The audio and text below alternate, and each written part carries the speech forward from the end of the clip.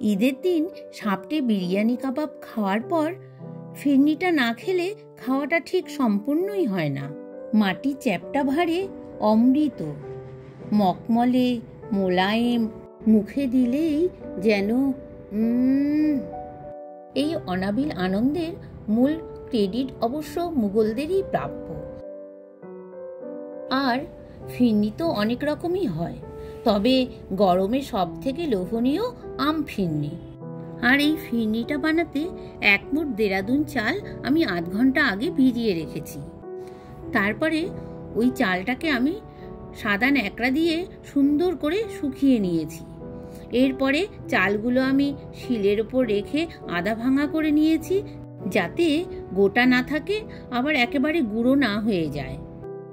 আমি এখানে 1 লিটার দুধ নিয়েছি, আর দুধটা গরম হয়ে যাওয়ার পরপরই আমি ওই আধ ভাঙা চালগুলোকে দুধের মধ্যে ঢেলে দিলাম।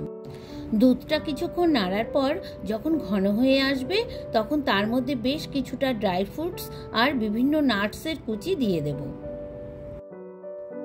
এবার সুন্দর করে নাড়তে হবে যতক্ষণ না পর্যন্ত চালের গুঁড়োগুলো সেদ্ধ না হচ্ছে।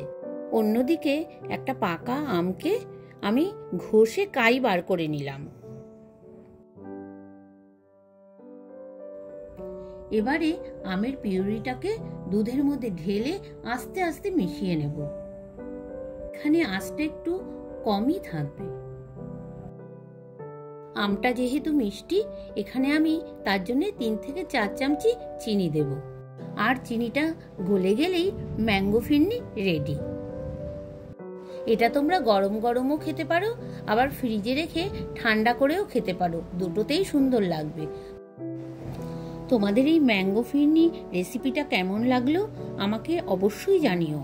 আর আমার ইউটিউব ও ইনস্টাগ্রামে হাড়ির গপ্প চ্যানেলটিকে অবশ্যই ফলো করো। দেখা হচ্ছে পরের পর্বে আবার নতুন কিছু নিয়ে।